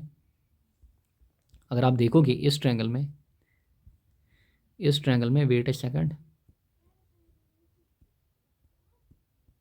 अगर आप देखोगे इस ट्रायंगल में, ये वाली ट्रायंगल में देखिए, so V square is equal to, यहाँ से इतना हमारे पास किसके बराबर, VR यानी कि बेस, एंड ये जो परपेंडिकुलर आपको दिख रहा है ये किसके बराबर होगा, VL माइनस VC। समझ में आ रहा होगा। सो ये हमारे पास बेस यानी कि VR का स्क्वायर, एंड ये हमारे पास परपेंडिकुलर, ये इसके बराबर होगा VL minus VC। So this will B VL minus VC का स्क्वायर, बाकी कुछ मैंने यहाँ पे नहीं किया। एंड नाउ अलग अलग वैल्यूज हम लिखेंगे। VR जो होगा that will be I into R, VL will be I into XL। XL क्या हमारे पास है, X इज सिंपली एक टाइप की हमारे पास रेजिस्टेंस, एंड ये कौन सी रेजिस्टेंस है, it is basically inductive reactance, and XC क्या है, it is capacitive reactance. So VL will be, क्योंकि हमारे पास ओम्स लॉ क्या है, V is equal to IR, so VR is equal to IR, VL is equal to IXL। अच्छा, V C is equal to I X C and similarly V is equal to I Z. Z क्या हमारे पास है? Impedance, total resistance. आप खाली ध्यान दीजिए, आप निकाल क्या रहे हो? आप वी निकाल रहे हो। Potential is equal to current into resistance, so I into Z. So ये जो वैल्यूज है ना, ये सभी रेजिस्टेंस के वैल्यूज हैं। ये सभी क्या है? रेजिस्टेंस के value. R is pure resistance, X L is inductive reactance यानी कि एक टाइप की resistance, X C is capacitive reactance यानी कि एक टाइप की रेजिस्टेंस, जेड क्या है? इंपीडेंस, एक टाइप की रेजिस्टेंस। समझ में आया होगा? सो इस चीज़ का आपको ध्यान रखना है, बाकी कुछ नहीं, सिंपल सी डेरिवेशन है। नाउ अब यही वैल्यूज आप इस इक्वेशन में पुट करोगे, इक्वेशन 1 में। सो वी की जगह आप क्या यूज़ करोगे? I Z. अच्छा, फिर वी आर की जगह आई आर। अच्छा, वी एल की जगह आई एक्स एल, वी सी की जगह आई एक्स सी, फिर इनके स्क्वायर्स आप रेस्पेक्टिवली यहाँ पे लोगे। एंड आई आपको हर एक जगह क्या दिखेगा? कॉमन दिखेगा। सो ये कैंसिल आउट हो जाएगा, आई यहाँ पे कैंसिल आउट हो जाएगा, क्योंकि यहाँ से फॉर एग्जांपल अगर हम आई कॉमन निकालते, यहाँ से आई और आई जाता। सो मैंने एक स्टेप कम लिखा है, बट आपको समझ में आना चाहिए कि आई सभी में कॉमन है, ये कैंसिल हो जाएगा। सो यहाँ से क्या बचेगा? Z square, R square, X L square minus X C square, जो यहाँ पे नीचे लिखा हुआ है। समझ में आया होगा? सो आपको क्या निकालना है? Impedance Z. सो ये जो स्क्वायर है ये इधर की ओर जाएगा। सो आपके पास इम्पीडेंस निकल के आएगा। Simply it is under root R square plus X L minus X C का होल स्क्वायर। सिंपल सी इक्वेशन है, निकल के आई इम्पीडेंस। नेक्स्ट इज यहाँ पे phase angle. So we know that जो हमारे पास tan फाई होगा, tan फाई हमारे पास होगा परपेंडिकुलर अपॉन बेस। सो आपके पास ये थी ट्रायंगल, ये इसका परपेंडिकुलर था V L minus V C, and ये इसकी बेस थी V R. So V L minus V C upon V R आप लोगे सिंपली, एंड वी एल का value I X L, V C का value I X C, V R का value I R. मामला ख़त्म। आई सभी में क्या है? आई कॉमन है, ये आई और ये आई जब बाहर जाएगा ये कॉमन आई बनेगा नीचे, और ये वाला कैंसिल आउट हो जाएगा। सो आपके पास खाली बचेगा X L minus X C upon R. आपको बेसिकली फाई निकालना है, यानी कि फेज एंगल। सो tan क्या जाएगा? tan यहाँ पे नीचे जाएगा, जो कि इधर क्या बनेगा? tan inverse. So tan inverse phi जो आपके पास निकला that will be tan inverse. ध्यान दीजिए, ये दीजिएगा, काफ़ी लोगों को ये भी कन्फ्यूजन होता है। ये क्या होता है? Basically this is X L minus X C upon R. Phi हमें निकालना है। सो tan क्या जाएगा? नीचे जाएगा, this will be 1/tan X L minus X C upon R. 1/tan को ही हम लिखते हैं फिर tan इनवर्स। समझ में आया होगा? सो ये हमारे पास फाई निकल के आया। देखिए कितनी आसान डेरिवेशन है। सिमिलरली अगर आपको दूसरे केस के लिए डेरिवेशन करनी है इम्पीडेंस के लिए, इस केस में X C will be greater than X L. So इस केस में ये वाला साइड जो है ये आपको ज़्यादा लेना होगा। अगर ये वी एल है सो इतना भी वी एल होगा। सो दियरफोर ये जो पोर्शन बचेगा हमारे पास कितना बचेगा? V C minus V L. ये हमारे पास कितना बचेगा? V C minus V L. So इस केस में खाली यहाँ पे ट्रायंगल चेंज होगी, बाकी कुछ नहीं, यानी कि आपको ये वाली ट्रायंगल लेनी है, नीचे वाली। सो इस केस में ये फाई बनेगा, ये हमारी बेस बनेगी, दिस विल बी बेस। ये बेस, ये हाइपोटेन्यूज, ये परपेंडिकुलर। सो परपेंडिकुलर किसके बराबर? V C minus V L. अच्छा, हाइपोटेन्यूज किसके बराबर? वी के बराबर। बेस किसके बराबर? वी आर के बराबर, बाकी कुछ नहीं। सो यूज करिए। So V square will be again V R square plus V C minus V L. वहाँ पे ऊपर क्या था? V L minus V C, जो बड़ा होगा वो पहले आएगा। So V C minus V L का स्क्वायर। अगेन आप वही चीज़ लिखोगे, आप अलग अलग पोटेंशियल डिफरेंस निकालोगे by Ohm's law. V R is called I R, V C is called I X C, we L is called I X L, V is called I Z. Again ये जो values हैं इसमें आप put करोगे, फिर again I वहाँ से common निकालोगे, मामला ख़त्म। सो आपके पास बचेगा Z square, R square, X C square minus X L square. समझ में आया होगा? एंड जब आप यहाँ से जेड निकालोगे, स्क्वायर इधर जाएगा, वो रूट बनेगा। So this will come out to be under root R square plus X C minus X L का स्क्वायर। फिर tan फाई आपको निकालना है, ये वाला फाई यानी कि परपेंडिकुलर अपॉन बेस। ये आपका परपेंडिकुलर या अपॉन बेस, बेस क्या परपेंडिकुलर क्या? V C minus V L, base आपका वी आर, बाकी कुछ नहीं। So we this is wait a second this is V C, यहाँ पे this is V C minus V L upon V R. So फिर आपने क्या लिखा? I X C minus I X L upon I R, फिर X C minus X L upon R, फिर आप phi निकालोगे, मामला खत्म। सो ये डेरिवेशन भी आपको समझ में आएगी, उतना मसला नहीं है। Now last derivation, define average और ट्रू पावर, फिर derive an expression for average power in A C, hence define power factor. साथ ही में पावर फैक्टर भी डिफाइन करिए। नाउ ध्यान दीजिए, एवरेज या फिर ट्रू पावर हमारे पास क्या होता है? हमारे पास अलग अलग पावर्स होते हैं। फॉर एग्जांपल इंस्टेंटेनियस पावर हमारे पास होता है, पी इंस्टेंटेनियस। अगर आपको पता होगा स्टार्टिंग में हम पढ़ते हैं क्या, इंस्टेंटेनियस पावर। जो इंस्टेंटेनियस पावर हमारे पास होता है that is simply v into I, या फिर that is equal to D W upon D T, इनकी power at any instant of time. So now जो दूसरा पावर हमारे पास होता है दैट इज एवरेज पावर या फिर ट्रू पावर, यही इंपॉर्टेंट है हमारे लिए। नाउ एवरेज पावर या फिर ट्रू पावर, ध्यान दीजिए फाइनल डेरिवेशन यहाँ पे एवरेज पावर और true power, the power averaged over one full cycle of AC, यानी कि जो पूरा पावर एवरेज करके आप निकालोगे फुल एसी साइकिल में, वो हमारे पास क्या होता है, वो हमारे पास एवरेज पावर या फिर ट्रू पावर होता है। नाउ यहाँ से आप डेरिवेशन करोगे, so P average will be W upon T, इसको आप नाम दोगे इक्वेशन 1। काफ़ी बड़ी डेरिवेशन है, ऑलमोस्ट मुझे लगता है कि आपके 12th में सबसे बड़ी डेरिवेशन यही है, बट आप ध्यान रखेंगे। नाउ अब आप लिखोगे let in an AC circuit, let in an AC circuit, V हमारे पास क्या होता है, V not sine omega T. अच्छा, आई हमारे पास क्या होता है, I not sine omega T, but यहाँ पे हम लेंगे, हम बेसिकली फेज भी कंसिडर करेंगे। So I is equal to I not sine omega T plus five, where five is phase between V and I. Now we have instantaneous power, जो अभी मैं आपको बोल रहा था, instantaneous power is equal to V into I या फिर D W upon D T. Now यहाँ से आप डी डब्ल्यू निकालिए, डी टी इधर जाएगा, so D W will be V I D T, so D W will be V I D T. So इस equation से आपने क्या किया, डी टी को इधर लिया, सो डी डब्ल्यू हमारे पास निकल के आया V I D T. Now from second and third, जो आपके पास सेकंड एंड थर्ड इक्वेशन है, इनका आप यूज़ करोगे, ये वी और ये आई, इनको आप पुट करोगे इस इक्वेशन में। सो आपके पास क्या बनेगा, वी की जगह V not sine omega T, फिर आई, इसमें जो आई आपको दिख रहा है, आई की जगह ये वाला I not sine omega T plus five into में ये डी टी। सो समझ में आया होगा, ये इक्वेशन हमारे पास बनी। नाउ टोटल वर्क, ये तो आप स्मॉल वर्क निकाल रहे थे डी डब्ल्यू, टोटल वर्क निकालने के लिए आपको इंटीग्रेशन करनी पड़ेगी ऊपर वाली इक्वेशन की। पहले इसको थोड़ा सिंप्लीफाई करते हैं, वी नॉट आई नॉट, देखिए वी नॉट आई नॉट, फिर साइन ओमेगा टी, फिर sign omega T plus five, फिर यहाँ पे डी टी। थोड़ा इनको हमने क्या किया, अरेंज किया, बाकी कुछ नहीं किया।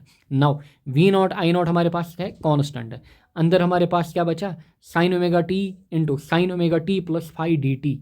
सो इट इज़ बेसिकली हमारे पास इक्वेशन एक बनेगी। Now before making it equation हम क्या करेंगे, यहाँ पे 2 मल्टीप्लाई करेंगे, यहाँ पे 2 डिवाइड करेंगे, यानी कि बेसिकली एक बार फिर से ये वापस वही मिलेगा। सो हमने यहाँ पे क्या किया, 2 मल्टीप्लाई किया एंड 2 डिवाइड किया इक्वेशन में, ताकि यही इक्वेशन वापस से आए, बाकी कुछ नहीं। इसलिए हम करते हैं ताकि यहाँ पे हमारे पास ट्रिग्नोमेट्रिक इक्वेशन बन जाए। ये स्टेप आपको याद रखना है, इसलिए मैंने 2 यहाँ पे हाईलाइट करके रखा है। सो हमारे पास इक्वेशन क्या बनी, 2y साइन ए हमें किसके बराबर, ओमेगा टी के बराबर। अच्छा, इनटू साइन बी किसके बराबर, ओमेगा टी प्लस फाइव के बराबर। सो ये हमारे पास इक्वेशन बनी 2y sine A sine B, this is equal to cos A minus B minus cos A plus B. So it is equal to cos A minus B, अच्छा minus cos A plus यहाँ पे cos B, क्योंकि B किसके बराबर, B हमारे पास omega T minus five के बराबर, and यहाँ पे किसके बराबर आएगा, ओमेगा टी प्लस फाइव के बराबर। सो इस चीज़ का आपको ध्यान रखना है, इस चीज़ का आपको ध्यान रखना है, क्योंकि यहाँ पे माइनस बी, यहाँ पे प्लस बी, बाकी कुछ नहीं। इक्वेशन आपको याद रखनी है, ट्रिग्नोमेट्रिक इक्वेशन। एंड ए किसके बराबर, ओमेगा टी, यहाँ पे गिवन ए ओमेगा टी के बराबर, B omega T plus five के बराबर। सो ये इक्वेशन आपने बनाई, बाकी कुछ नहीं किया आपने ये इक्वेशन इसको बनाया। फिलहाल जब आपने इक्वेशन बनाई, नाउ अगेन ध्यान दीजिए, जब आपने इक्वेशन बनाई, नाउ जो हमारे पास ओमेगा टी और ओमेगा टी है ये कैंसल आउट हो जाएगा, यहाँ पे क्या बचेगा, यहाँ पे खाली -5 बचेगा, यहाँ पे -5 बचेगा। यहाँ से omega T plus omega T ये बनेगा 2 ओमेगा टी प्लस 5। सो ये स्टेप भी हो गया। नाउ नेक्स्ट स्टेप में ध्यान दीजिए, जो कॉस माइनस थीटा होता है ना, cos minus theta is equal to cos theta. Again trigonometric equation है, कॉस माइनस थीटा जो हमारे पास होता है it is cos theta. So cos -5 जो होगा it will be cos 5। Tension ना लीजिए कहाँ से चीज़ें आई, मैंने यहाँ पे साथ में रखी हैं। देन यहाँ से अगेन इसको हम ऐसे ही रखेंगे, cos 2 omega T plus 5 D T. Now ध्यान दीजिए, नाउ यहाँ पे हमारे पास क्या है, माइनस। सो ये डी टी इसके साथ भी मल्टीपल, ये डी टी इस टर्म के साथ भी मल्टीपल। सो ध्यान दीजिए इस स्टेप में हम क्या करेंगे, ये डी टी इधर एंड ये इधर, यानी कि अलग अलग 2 इंटीग्रल्स हम लेंगे। So integration 0 to T cos 5 D T, integration 0 to T cos 2 omega T plus 5 D T. Now cos 5 constant बाहर निकालिए इसको, सो अंदर आपके पास क्या बचेगा, क्योंकि ध्यान दीजिए क्यों कॉस फाई मैंने बाहर निकाला। यहाँ पे भी किसी को कन्फ्यूजन होगा, वो बोलेगा यहाँ से आपने कॉस क्यों बाहर नहीं निकाला। यहाँ पे हमारे पास है कॉस फाई, यहाँ पे है कॉस, अंदर एंगल में है टी, इन कॉस इंटू 2 टी, यहाँ पे है टी, क्योंकि इंटीग्रेशन जो हम करेंगे वो हम with respect to D T, यानी कि विद रेस्पेक्ट टू टी करेंगे। सो इसीलिए ध्यान दीजिएगा ये वाला कॉस फाई जो है ये कांस्टेंट का काम करेगा। ध्यान दीजिएगा ये कांस्टेंट का काम करेगा, बट ये कॉस कांस्टेंट का काम नहीं करेगा, क्योंकि इसके साथ टी है, ये इसके एंगल में है, एंड हम टी के विद रेस्पेक्ट में ही इंटीग्रेशन कर रहे हैं। सो ये कॉस फाई बाहर आएगा। सो अंदर क्या बचेगा, अंदर ये डी टी बचेगा, हमें इंटीग्रेशन ऑफ डी टी करनी होगी। अच्छा, सिमिलरली इसकी पूरी इंटीग्रेशन करनी होगी, इसमें कोई भी चीज़ बाहर नहीं जाएगी। इन्हीं चीज़ों का आपको ध्यान रखना है डेरिवेशंस में, बाकी मसला नहीं है कुछ भी। So integration of D T जब आपने की that is T, integration of D T जब आपने की that is T, and cos phi उसके साथ साथ ही में मल्टीपल है, सो ये हुआ कॉस फाई टी। सो इतना करके हमें इतना मिला T. Similarly cos 2 T plus phi की इंटीग्रेशन जब आप करोगे, कॉस की इंटीग्रेशन हमारे पास साइन, सो ये बना sine 2 T plus phi, and अंदर जो एंगल है ये डिवाइड में आएगा इंटीग्रेशन में। सो 2 टी की इंटीग्रेशन क्या होगी, 2 टी प्लस फाई की इवन इंटीग्रेशन क्या होगी, 2 एंड लिमिट कहाँ से कहाँ तक, 0 to 8। समझ में आया होगा। नाउ अपर लिमिट फिर लोअर लिमिट, अपर लिमिट फिर लोअर लिमिट करिए put. So this will be cos phi capital T minus 0, this will be sine 2 capital T plus phi upon 2 साथ ही में माइनस यहाँ पे आप 0 लिखोगे, या फिर ध्यान दीजिए अब आपको क्या करना है, अब आपको 0 डालना है। ध्यान दीजिए अब आपको 0 डालना है, बट कहाँ डालना है, टी की जगह। ध्यान दीजिए आपको जो 0 डालना है वो आपको टी की जगह डालना है। सो देयरफॉर होगा क्या, यहाँ से होगा साइन 2 इंटू 0 प्लस अभी भी हमारे पास फाई है divide by 2 I can write it as, यहाँ पे कन्फ्यूजन होता है अगेन स्टूडेंट्स को, ध्यान दीजिए इट विल बी साइन, अच्छा 2 इंटू 0 विल बी 0, सो ये साइन के साथ 0, बट अभी साइन का एक और मल्टीपल भी है ना, ये भी साइन के साथ मल्टीपल है। सो आपके पास क्या बचेगा, साइन फाई अपॉन 2 सो यहाँ पे बचा साइन फाई अपॉन 2 इसलिए यहाँ पे मैंने लिखा है ताकि आपको कन्फ्यूजन ना हो कि ये कहाँ से आया, ये कहाँ से आया, क्योंकि साइन जो है वो इसके साथ भी मल्टीपल है, वो इसके साथ भी, वो कॉमन यहाँ पे है। समझ में आया होगा। So it is minus sine phi upon 2 0 पूरा आपको नहीं करना है, आपको खाली इतना 0 करना है, ये वाली टर्म। नाउ ध्यान दीजिए, नेक्स्ट आपको क्या लिखना है, this is cos phi T minus यहाँ पे क्या बचा, sine 2 T plus phi, sine 2 T plus phi, and साथ ही में क्या बचा, साइन फाई अपॉन 2 नाउ नीचे भी 2 नाउ ये जो साइन 2 टी प्लस फाई है ना, इसको मैं बाहर निकालूंगा, जैसे पिछली जो हमारे पास एवरेज पावर जो हमने आरएमएस वैल्यू निकाला था, वहाँ पे मैंने साइन एन पाई लिया था कि cos n pi, but similarly यहाँ पे भी हम क्या करेंगे, यहाँ पे भी बेसिकली हम इसकी फॉर्म बनाएंगे, साइन फाई की फॉर्म हम यहाँ पे बनाएंगे। ध्यान दीजिए कैसे, यहाँ पे हमारे पास है साइन 2 टी प्लस फाई। सो ध्यान दीजिए जब आप इसको बाहर निकालोगे, किसको, साइन 2 टी प्लस फाई को जब आप बाहर निकालोगे, आपके पास क्या बचेगा, साइन 2 अच्छा ओमेगा की जगह 2 pi T into T plus phi. So होगा क्या, ये टी और ये टी गया, सो आपके पास क्या बचा, 2 और 2 4 पाई। सो आपके पास बचा साइन 4 पाई प्लस पाई यानी कि साइन फाई, यानी कि हमारे पास इक्वेशन होती है sine N pi plus theta. जो sine N pi plus theta हमारे पास होता है ट्रिग्नोमेट्री में, again it is equal to sine theta. Sine N pi plus theta जो होता है it is sine theta, it is basically sine theta. Sine N pi 0, 1 pi 2 pi 3 pi, but sine N pi plus theta is not 0, it is sine theta. ये चीज़ याद रखना, sign N पाई अगर होता है that is equal to 0, sine N pi plus theta is equal to sine theta. समझ में आया होगा। सो देयरफॉर इतना, ये जो आपके पास इतना है, इसकी जगह आप खाली क्या यूज़ करोगे, साइन फाई। सो ये इतना किस में कन्वर्ट किया हमने, साइन फाई में कन्वर्ट किया, बाकी कुछ नहीं। जब आप इसको साइन फाई लिखोगे सो आपके पास क्या बना, sine phi upon 2 omega, sine phi upon 2 omega, ये माइनस ये प्लस ये गया। सो आपके पास क्या बचा, ब्रैकेट में खाली कॉस फाई टी, यहाँ से आपको कॉस फाई टी ही बचा। सो कॉस फाई टी को आप यहाँ पे मल्टीपल करिए। सो आपके पास था V not I not upon 2 into cos phi T, ये मल्टीपल हुआ। सो ये आपके पास डब्ल्यू निकल के आया फ्रॉम इक्वेशन 1। जो हमारे पास इक्वेशन 1 थी, ध्यान दीजिए, एवरेज पावर जो हमें निकालना है it is W upon T, इसी का हम यूज़ करेंगे। सो हमारे पास फ्रॉम इक्वेशन 1 जो एवरेज पावर है that is W upon T, W का वैल्यू ऊपर पुट करिए, V not I not upon 2 cos phi T upon T, ये टी और ये टी गया। सो आपके पास क्या बचा, आपके पास इक्वेशन बची V not I not upon 2 into cos phi, ये आपके पास इक्वेशन बची एवरेज पावर की इक्वेशन बची। नाउ अगर आप ध्यान दोगे, जो ये इक्वेशन है इसको मैं लिख सकता हूँ, ध्यान दीजिए, जो 2 हमारे पास होता है आई कैन राइट, जो 2 होगा it will be under root 2 into under root 2, यानी कि अंडर रूट 2 का स्क्वायर, यहाँ पे अंडर रूट 2 का स्क्वायर किसके बराबर निकल के आएगा, 2 के बराबर। सो 2 को मैं लिख सकता हूँ under root 2 into under root 2। So इस 2 को मैं ऐसे लिख सकता हूँ, ऊपर V not I naught cos phi, इस 2 को मैं लिख सकता हूँ under root 2 into under root 2। क्यों, ताकि मैं यहाँ पे वी आर एम एस और आई आर एम एस लाऊँ। We know that V R M S is equal to V naught upon root 2, अच्छा I R M S is equal to I not upon root 2। So इनको मैंने यहाँ पे introduce किया, बाकी कुछ नहीं। आप ये इक्वेशन भी रख सकते हो, बट बेटर इज़ कि आप इसको आर एम एस की फॉर्म में यहाँ पे रखो। आप क्या करो, इसको आर एम एस की फॉर्म में यहाँ पे रखो, that will be better option. So ये हमारे पास एवरेज पावर की इक्वेशन निकल के आई। So V R M S into I R M S into cos phi. Next that is power in an AC circuit depends on phase angle between V and I. So power जो है वो basically किसके phase angle पे depend करता है, we और आई के phase angle पे डिपेंड करता है।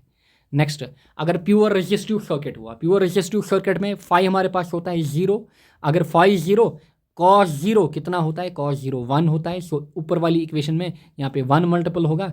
सो P average will be V R M S into I R M S.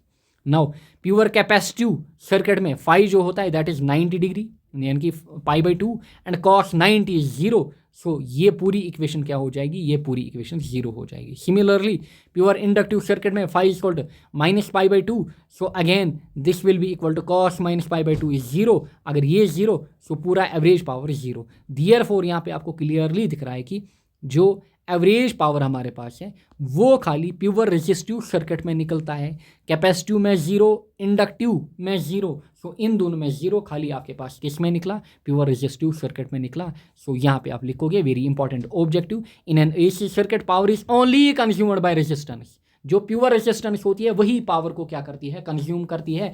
जो इंडक्टर एंड कैपेसिटर होता है वो कितना पावर कंज्यूम करते हैं, 0। वेरी इंपॉर्टेंट ऑब्जेक्टिव, वो कितना पावर कंज्यूम करते हैं, इंडक्टर और कैपेसिटर, वो 0 कंज्यूम करते हैं। This is important objective. Therefore power loss in an AC circuit will be minimum when resistance is low. सो अगर रेजिस्टेंस लो होगी पावर लॉस हमारे पास क्या होगा, मिनिमम। ये इंपॉर्टेंट ऑब्जेक्टिव है। Next is power factor. Power factor is denoted by cos phi. ये हमारे पास होता है ratio of true power upon apparent power, या फिर एक और डेफिनेशन है इसके लिए, it is the ratio of impedance, it is basically the ratio of resistance to impedance, यानी कि R by Z. And cos phi का जो वैल्यू होता है, यानी कि पावर फैक्टर का वैल्यू जो होता है, इट इज़ 0 to 1। ऑब्जेक्टिव उसके लिए आप याद रखोगे। सो दिस इज ऑल इस यूनिट में। ये क्वेश्चन ऑलरेडी हमने देखे, 2 अलग पीडीएफ्स आपको मिलेंगी क्योंकि ये पीडीएफ सम अप नहीं हो पाई। सो 2 अलग पीडीएफ्स आपको मिलेंगी। 9 क्वेश्चन हैं टोटल ईएमआई एंड एसी के। यही क्वेश्चन आप प्रैक्टिस करके जाइए, डेफिनेटली आपके पेपर में ये क्वेश्चन दिखेंगे। Thank you all.